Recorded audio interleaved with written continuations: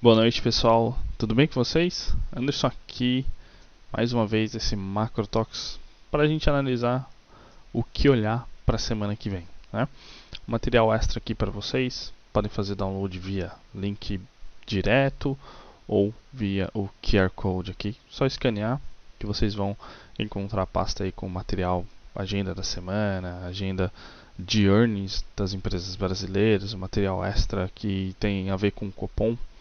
Coloquei tudo isso lá para vocês. Copom, Banco Central do Brasil, tá bom?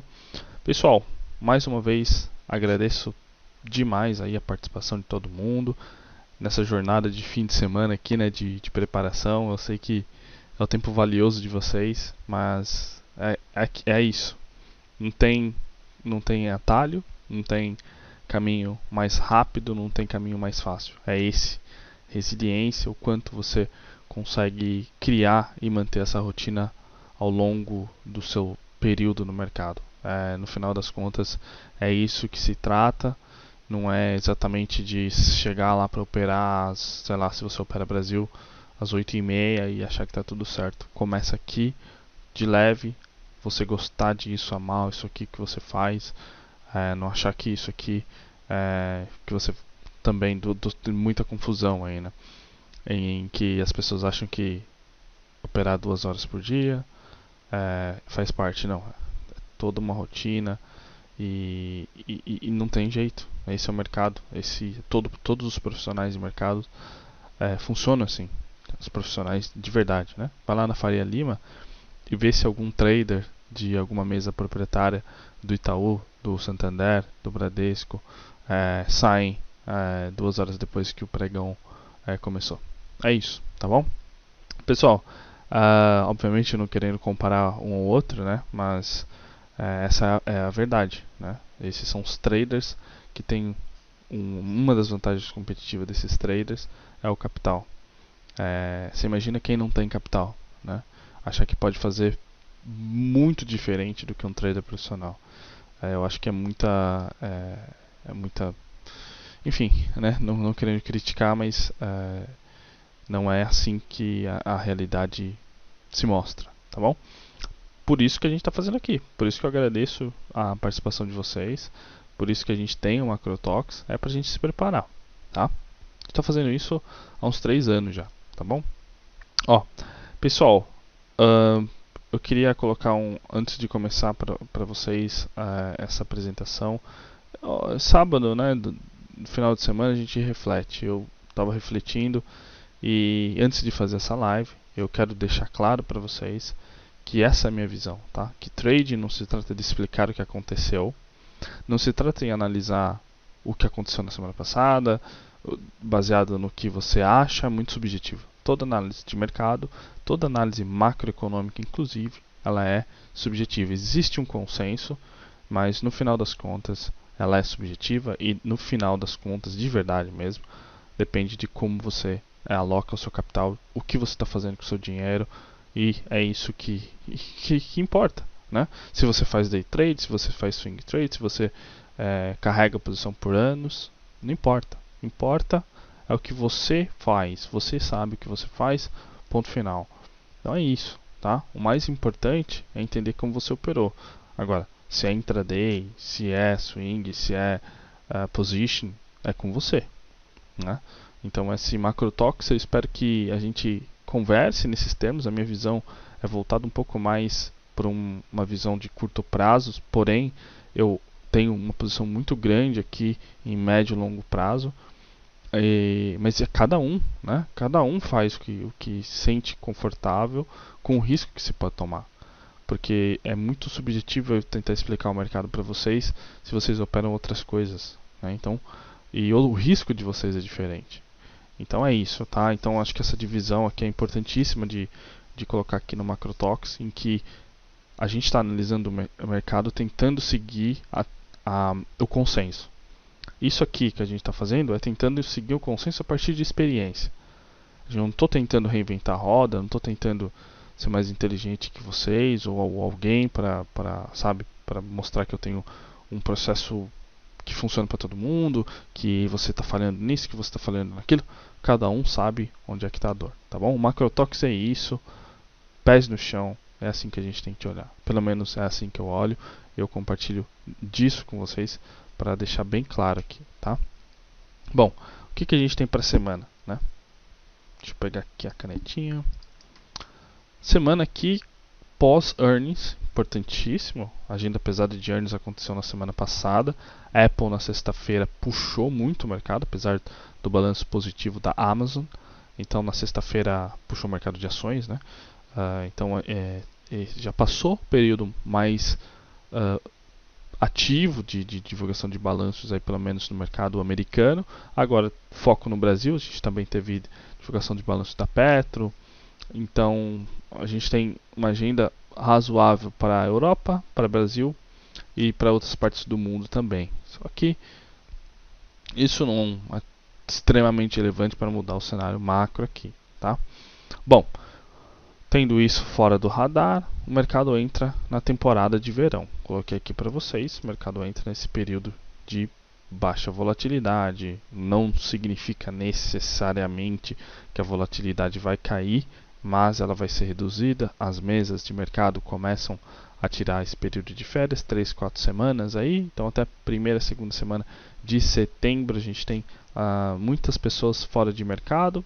Setembro em diante o mercado retoma a atividade. Então é importantíssimo colocar isso para vocês, porque agora o mercado pode se comportar um pouco diferente. A volatilidade até subiu na sexta-feira, né, com a queda do S&P 500, e apesar de uns dados um pouco mistos aí do NFP, do payroll na sexta, né, em que a gente viu a headline vindo, vou comentar daqui a pouquinho com vocês, mas a headline vem vindo abaixo, average earnings, o ganho por média de hora trabalhada para cima, e o taxa de desemprego para baixo. Então foi um dado misto ali que o mercado tomou de duas direções ali, né? Bom, não é o relevante não é a leitura desse dado, o relevante é casar o que tem para a semana que vem. E depois olhar para o Fed, né? Porque a gente está falando do dado dos Estados Unidos, pessoal, mas no final das contas a gente está olhando para o Fed, né? A taxa de juro, a trajetória da taxa de juro é muito importante. A gente viu um rebaixamento nessa semana que passou do crédito dos Estados Unidos, e isso abalou o mercado no dia seguinte, mexeu com volatilidade. Na sexta-feira a gente viu até a volatilidade fazendo spike aí no mercado como um todo, né? A gente viu até o mercado de crédito com volatilidade. O mercado de crédito reduziu muito o prêmio de risco que tinha na curva na sexta-feira, depois do NFP.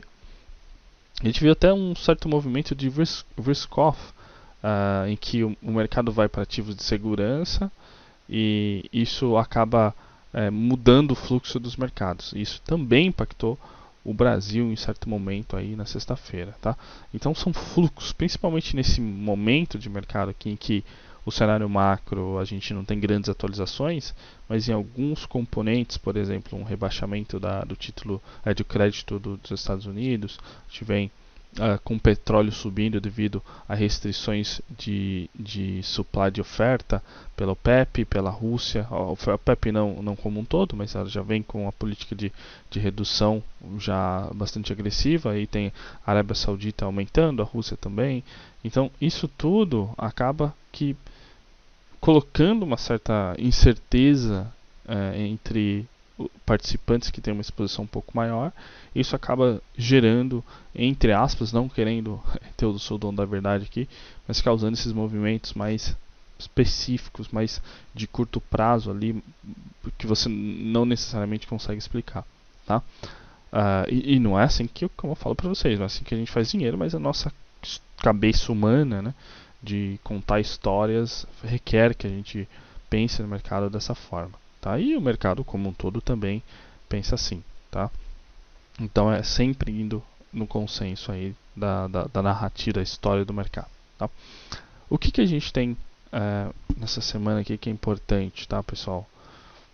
Para mim é isso aqui: o IPC da China, a gente tem o IPC dos Estados Unidos, a gente tem decisão da taxa de juros do Banco Central do México. Aqui a expectativa é manutenção, sem expectativa de corte aqui ou alta. importante isso aqui para o Brasil, tá? A gente tem um ou outro membro do Fed conversando nessa semana, Bostic, Harker. A gente tem na sexta-feira os dados do PPI e a Universidade do Michigan.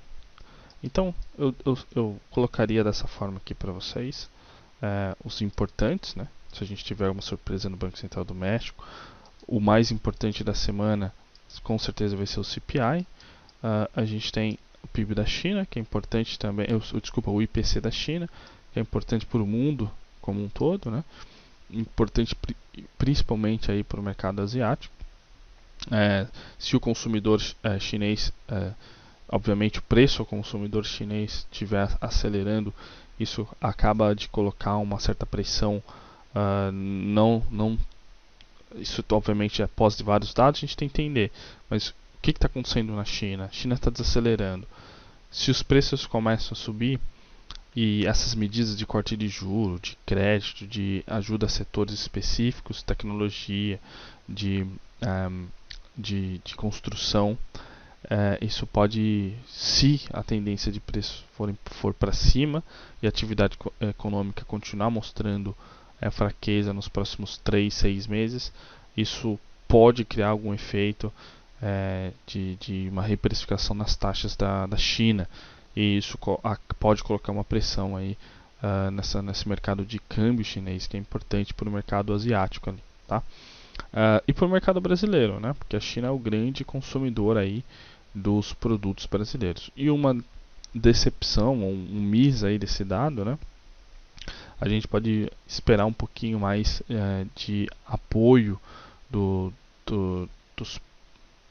formadores de política monetária, de política de governo na China. Então, acho que uma leitura abaixo do esperado, dependendo de como tiver o apetite ao risco no mundo nessa semana, pode vir com uma boa leitura aí para o mercado de risco, né? Mas é muito difícil falar isoladamente, tá?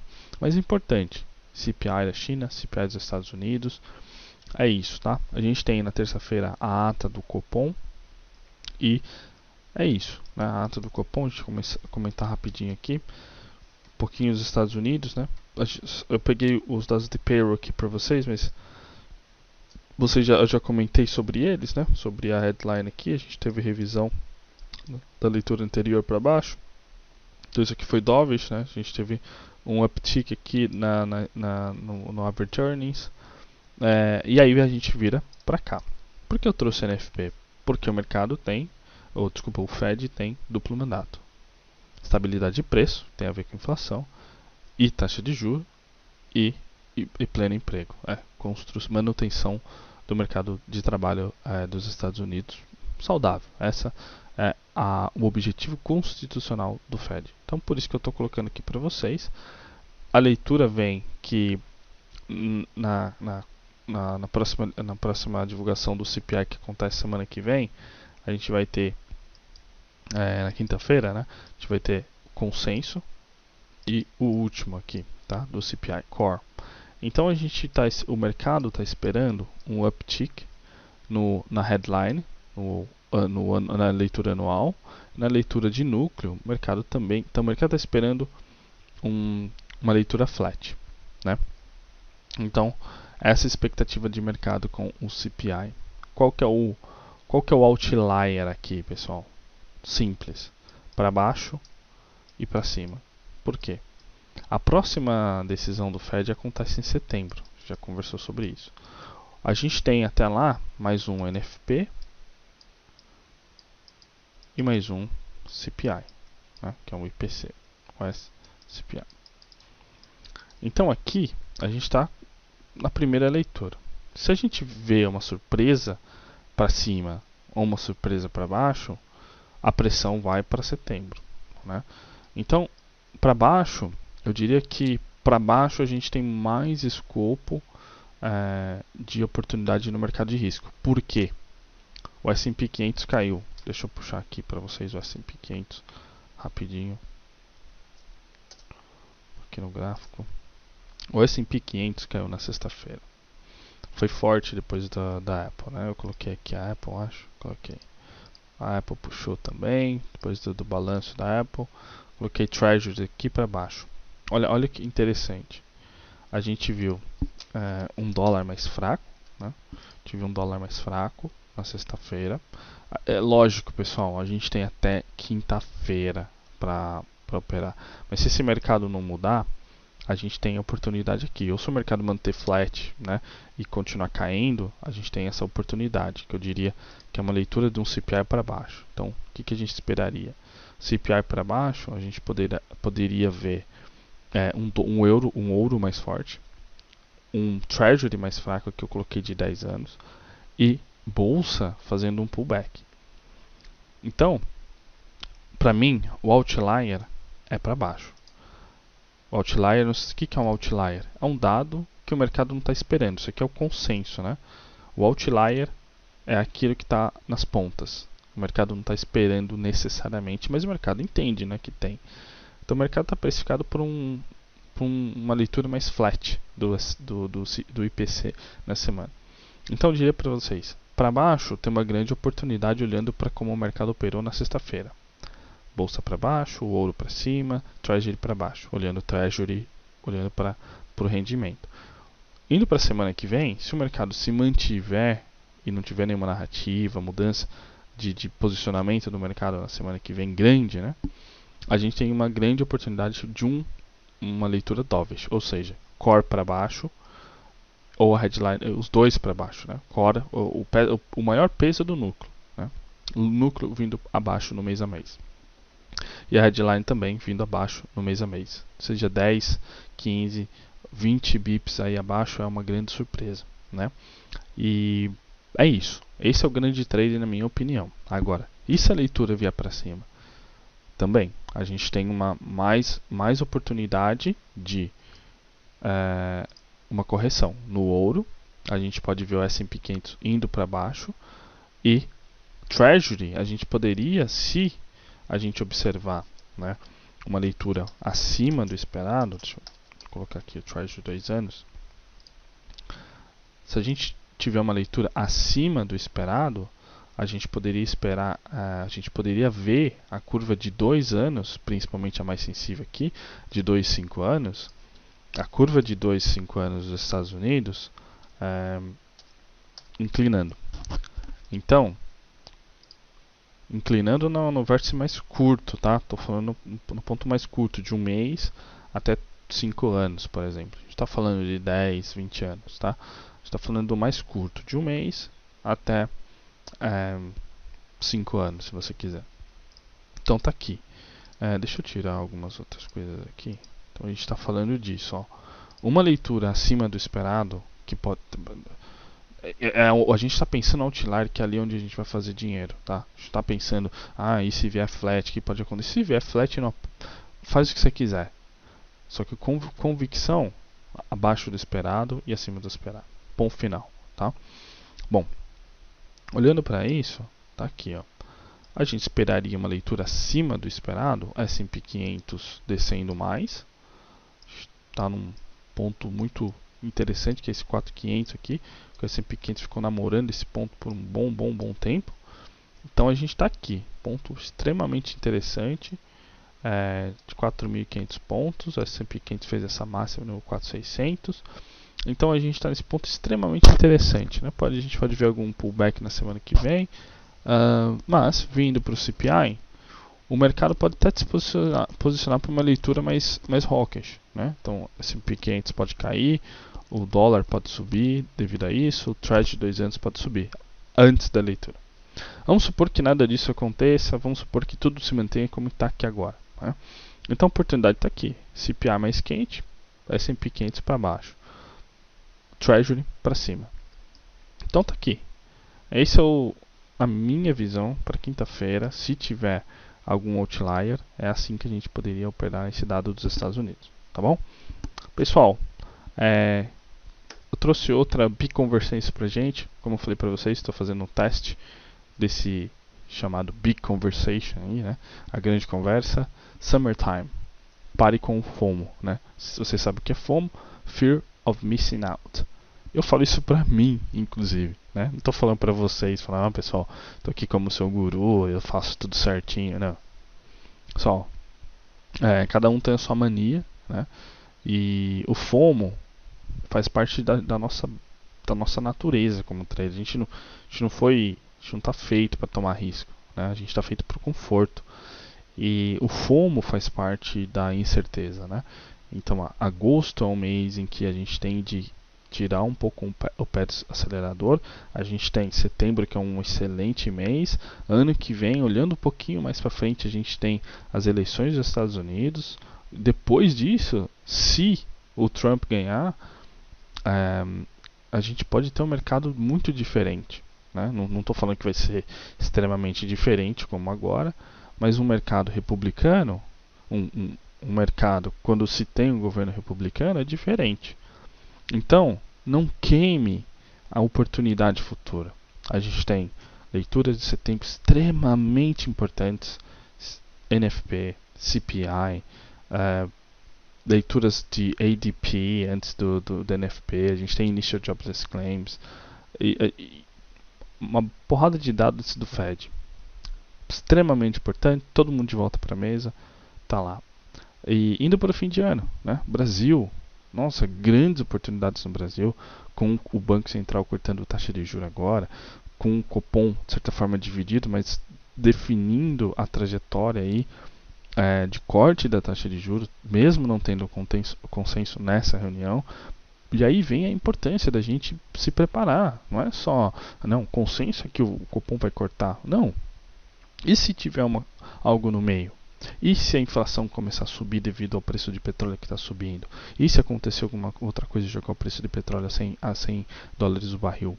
Como é que fica a questão de política de preço da Petrobras? Qual vai ser o impacto do reajuste do preço de combustível da Petrobras nos próximos 3, 6 meses? Né? Ajuste do preço de combustível, como vai ficar a questão do imposto, reoneração dos impostos, como isso vai pesar no bolso do consumidor das empresas do Brasil. Será que isso vai jogar a trajetória de inflação para cima? Então, veja as perguntas que a gente tem agora com uma mudança de Banco Central, como é o caso do Banco Central brasileiro. E isso converge para aquele ponto em que as oportunidades estão por vir. A gente tem que ter paciência. Tá? Paciência e sempre preparo para a gente não perder a oportunidade. A gente não é ficar. Paciência não significa preguiça. Paciência significa ser estratégico. É isso que eu estou falando. Não é, não, peraí, hoje não vai ter nada. Não. Faz o seu trabalho, mas eu tenho que fazer isso. Eu tenho que olhar para frente. Porque daí o FOMO ele diminui um pouco, né? Principalmente nos dias negativos, no dia que você está tendo o PNL, sabe, pesado e aí você busca tentar recuperar um pouco daquele prejuízo e acaba que você fica mais ansioso do que performa bem, né? Então é um momento em que não vale a pena a gente fazer isso. Olha para setembro, outubro, novembro, dezembro, período extremamente importante para o mercado global e para o Brasil também. Então, agosto, prepare-se para o próximo passo, tá? Bom, pessoal, é isso. Copom aqui a gente já discutiu bastante. Consenso era que a gente teria ou 25 bips de corte ou 50 bips. O BC entregou 50 bips. Como vocês sabem muito bem disso, veio antes da decisão, veio depois, na realidade, da decisão do Banco Central do Chile, em que o Banco Central do Chile cortou em 100 bips. Quando o Banco Central do Chile fez isso, o mercado começou a realmente especular que o Banco Central brasileiro cortaria 50 bips. O Banco Central do Chile estava esperado em cortar 75, ele entregou 25 bips acima. E o Banco Central brasileiro entregou a mesma coisa, 25 bips acima. Então, o mercado pulou para 50 bips na precificação do juro, depois que o Banco Central do Chile cortou acima do que o mercado esperava, e o Banco Central brasileiro tinha um histórico aí de entregar mais do que o mercado espera num ciclo de corte, e foi que realmente aconteceu. Vale, vocês sabem muito bem disso, que quem decidiu essa virada foi o Roberto Campos Neto, né? A votação estava 4-4, o último voto foi dele. E aí o Banco Central entrou num acordo, né? Porque não foi só a questão de decidir a taxa agora, mas do pace de toda a decisão. Vocês podem ver que, mas o Roberto Campos decidiu. Não. Se você olha por todo o comunicado, a gente vai ter a ata depois para ler melhor. O que o Banco Central trouxe para a mesa e que foi acordo foi: a gente tem de cortar, a gente tem de decidir o pace disso aqui e para quantas reuniões. E onde a gente vai parar ainda não é o momento da gente discutir isso. Né? Então, esse foi o consenso que a gente viu. Então, o Banco Central decidiu que um cenário de 25 levaria a trajetória XYZ. Um cenário de 50 levaria uma trajetória um pouco menos volátil. O que o Banco Central, na minha opinião, aparentemente decidiu fazer? Né? O Banco Central aparentemente decidiu, eu coloquei o texto aqui, vocês podem pegar lá, é o último parágrafo, os dois últimos 3 parágrafos aí da declaração do Copom. Né? Na minha opinião, se a gente, de forma muito subjetiva, tá? Não quero ser o monetarista aqui, mas a gente vai ter mais detalhes na ata, olhando para essas variáveis que o BC tinha, toda a questão de inflação, ancoragem, questão de como o mercado está precificando a meta de inflação para 2023, 2023, 2024, 2025, tudo isso somado. Né? Colocando tudo isso separado um pouquinho, pensando na decisão em si, com os riscos que se tem, né? Um risco de a inflação subir, um risco da economia global desacelerar ou reaquecer, tudo isso faz parte, né? Porque é uma decisão macro para o Copom. Ok, colocando isso numa cestinha separada e indo para a decisão em si, em que envolveria, beleza, a gente tem de começar o ciclo de corte, qual o tamanho, qual que é a velocidade, o que a gente vai sinalizar para o mercado, né? E o tempo disso. Foi isso que aqui nessa decisão a gente viu muito claramente. Né? O Copom considerou 25, mas ele achou apropriado o ritmo de 50 bips, devido à precificação do mercado, às melhoras aí da expectativa de inflação e obviamente a leitura em si do IPCA nos últimos meses, tendo quase o IPCA de volta para a meta aí do Banco Central. E esse foi o acordo, né? O acordo ok. Na minha opinião, a gente acerta 50 bips, a gente comunica para o mercado que a gente decidiu de forma dividida, porém, essa decisão nossa de manter 50 bips de corte se tudo se confirmar para as próximas reuniões, isso é unânime. E foi isso que a gente viu aqui, ó. Se confirmado o cenário esperado, os membros do comitê unanimemente antevêem redução de mesma magnitude nas próximas reuniões. E avaliam que esse é o ritmo apropriado para a política monetária contracionista necessária para o processo desinflacionário. Olha que interessante.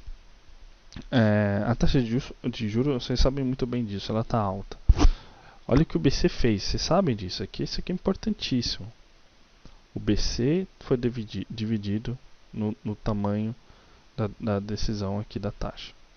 Porém, foi acordado de forma unânime que, se o cenário for confirmado, todos concordaram que a redução na mesma magnitude deve acontecer nas próximas reuniões.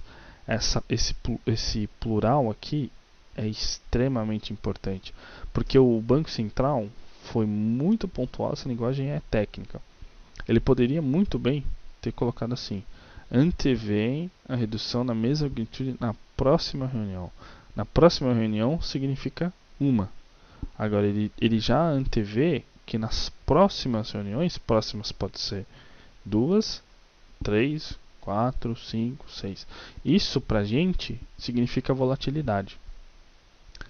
e aí a gente olha para um quadro de um Banco Central mais para 2024, você já tem um Banco Central completamente diferente. Então, é, fica aqui várias dúvidas para o mercado, né? De como isso vai acontecer olhando para 3, 6 meses, a depender dos dados. Né? Se o IPCA continuar vindo abaixo, e se o IPCA subir, né? O que vai acontecer? Como é que essa expectativa vai mudar? E essa mudança causa volatilidade, tá? Principalmente o mercado de juros, tá bom? Pessoal, eu acho que eu não quero me alongar muito nessa explicação aqui para vocês, mas a gente está falando de um mercado que está mudando. Eu trouxe alguns artigos extras para vocês aí, um, do broadcast de alguns bancos aí para vocês analisarem para, né, no final de semana. Então é isso, né? Mudança da composição do Copom, como é que fica os dados de inflação, mercado de trabalho, mercado global indo para frente, questão de política fiscal no Brasil. Isso tudo vai fazer parte da sopa aí do cenário de risco do Banco Central e também encoragem da expectativa de inflação aí que a gente sempre recebe via o relatório Focus do Banco Central semana a semana. E também nos títulos, né, nas swaps negociados tanto na B3 quanto no mercado de Treasury aí, tá bom? Bom, tá aqui um resumo para vocês, né? A conversa agora, como vocês sabem muito bem, eu vou te pegar o gráfico aqui de volta do Brasil. Tá aqui o dólar, né? Isso aqui a gente viu na quinta-feira. Olha o que aconteceu. Lembra que eu comentei com vocês que o dólar, dependendo da decisão, o dólar teria uma tendência a subir devido ao offloading aí de posicionamento de carry trade, né? Então a gente viu esse offload aí de dólar acontecendo. O dólar chegou a bater 4 e quase 4,96 aqui. Isso aqui é o dólar futuro, tá? E aí a gente tem um índice que subiu no primeiro momento. Aqui foi esse o efeito, lembra que eu comentei com vocês? Existe uma tendência em que o dólar sobe, o índice sobe e o DI cai. Né? Então, quando o DI cai, esse é o efeito de carrego. Né? A taxa de juros ela cai, ela corrige, e ela caiu aqui bastante. Né? Se a gente está falando de 4,70 para uma mínima de 4,43, a gente está falando de 30 basis points aqui, que foi o que o Banco Central entregou a mais aí na decisão, né? 25 bips a mais do que esperado, o mercado corrigiu a curva em 25 bips nesse dia. Veja que a curva, se a gente pegar o desenho dela, ela anda basicamente em paralelo, tá vendo? Ela não tem gaps altos aqui, a curva é bem precificadinha, ó, curva brasileira.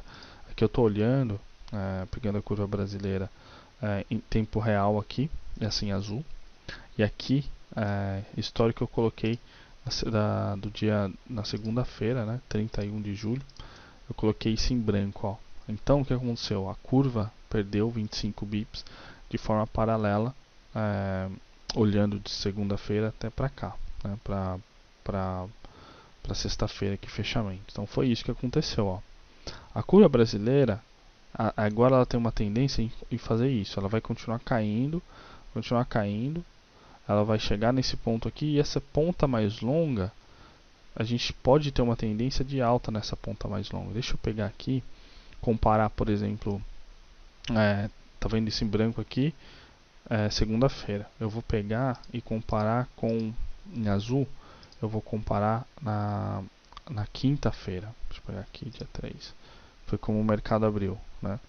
Olha como foi aqui. Então esse azul é quinta-feira e em branco é segunda.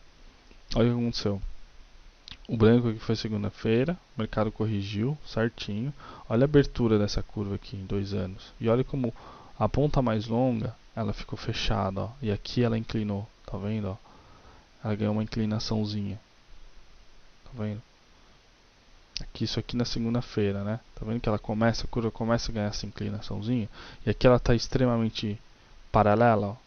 Então o que aconteceu? A gente está vendo a curva de juros aqui perdendo inclinação, né? Perdendo inclinação na quinta-feira sem azul.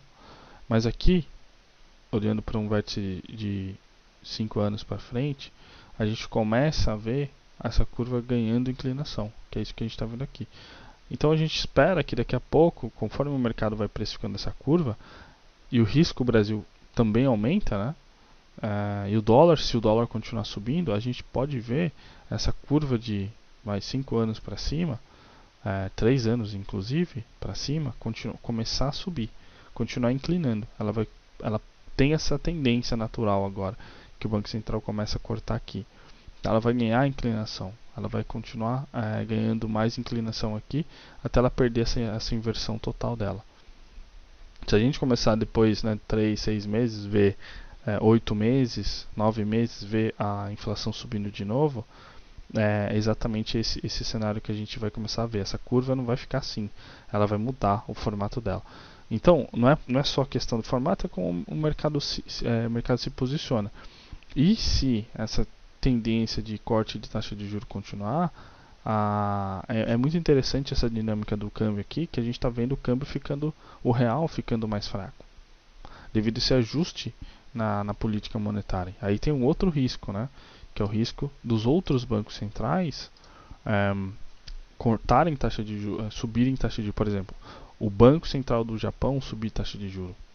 O Banco Central do Japão diminui, se isso acontecer, a exposição em carry, carrego, via yen, via título japonês, via empréstimo japonês, que é a taxa de juros mais baixa do mundo, acaba tendo de ser ajustada. No Brasil acontece a mesma coisa. Aí você tem o Banco Central do México, Banco Central do Chile, Banco Central da Colômbia cortando o juro, Banco Central do Brasil cortando o juro, a pressão vai para o câmbio. Vai para o câmbio no peso mexicano, peso colombiano, peso chileno e o real. Então, não estou falando que isso vai acontecer de uma hora para outra, mas vocês viram que na quinta-feira aí o real depreciou 2%, um pouquinho mais aí, versus o dólar. E isso foi devido à questão do juro. Tá? Apesar de todo o mercado falando, não, tudo bem, a taxa continua alta, e é fato, né? Ainda continua alta, mas a expectativa é que ela caia. Algumas casas aí esperando ela 8,75 em 2024. Coloquei o report aí para vocês. Ou seja, o próprio mercado esperando uma trajetória de corte de juro agressivo, já existe essa pressão forte do governo brasileiro, e isso obviamente vai afetar o câmbio. Né? Conforme o Banco Central vai cortando 50 bips, o mercado vai perdendo esse prêmio de risco de Brasil que se tinha, né? Perdendo essa atratividade no carrego no Brasil, com taxa de juros dos Estados Unidos subindo, podendo subir mais, dependendo aí dos próximos CPIs e NFPs nas próximas semanas, isso pode virar um risco para o Brasil. O dólar pode subir acima de 5 e ficar acima de 5 e até ganhar mais volatilidade se subir acima de 5,10, tá bom? Bom, pessoal, é isso que eu queria discutir com vocês. Qual o trade? Acho que a gente discutiu bastante. Sazonalidade, verão, muita calma, correlação quebrando. Exatamente o que eu falei. O Brasil quebrou, lá fora dos Estados Unidos a gente viu na sexta-feira Treasury caindo, bolsa caindo e ouro subindo. A gente estava vendo uma relação um pouco diferente. Como é que você se posiciona para isso? Como é que você opera isso? Cautela, cuidado que você está num mês bastante sazonal. Setembro volta, e aí você aloca risco que vale a pena. Né? Eu não quero falar que não vale a pena vocês alocarem risco agora, talvez mais no Brasil do que, por exemplo, o S&P 500, ativos globais aí, porque a gente estava entrando no período de sazonalidade. Mas veja, questão de vocês, tá? Cautela, tem esse mês aí. Eu diria que tem isso aqui na agenda, né? S&P 500 post-earnings, como é que fica isso? Treasury caindo agora, com esse movimento de risk-off no mundo aí, depois do balanço da Apple, do rebaixamento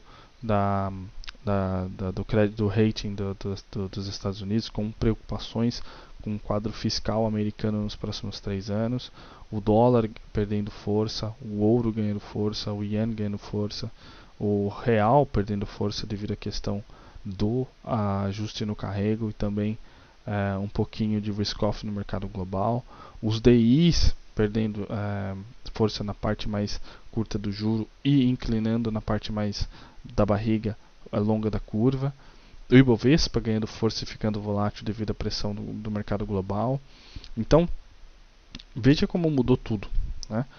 O Ibovespa agora está na frente, entre aspas, aí, quando a gente olha em termos de risco, o Ibovespa tende a andar mais na frente do que o S&P 500. Até quando, né? E isso vai continuar? E o S&P 500 vai voltar a subir? O S&P 500 vai continuar caindo? Como é que vai ficar a bolsa brasileira nesse cenário, né? Então, é muito cedo para tentar adivinhar isso em agosto, mas vale a pena, tá? A gente prestar atenção nessa dinâmica. A dinâmica mudou. A gente tem de se preparar aí para o próximo ciclo, para o próximo desenho de mercado, tá bom? Pessoal, tá aqui o meu contato para vocês. Muito obrigado aí mais uma vez, de verdade mesmo, fim de semana de vocês aí para estar aqui comigo, deixando os comentários, deixando os likes aqui no vídeo. Agradeço muito você pela Active Trades, você pela Trade TV. O meu forte abraço para vocês. Uma excelente semana e vejo vocês no próximo sábado aí, tá bom? Mais um Macro Talks sábado que vem e vejo vocês, tá bom? Tchau, tchau, pessoal. Uma boa noite para vocês aí.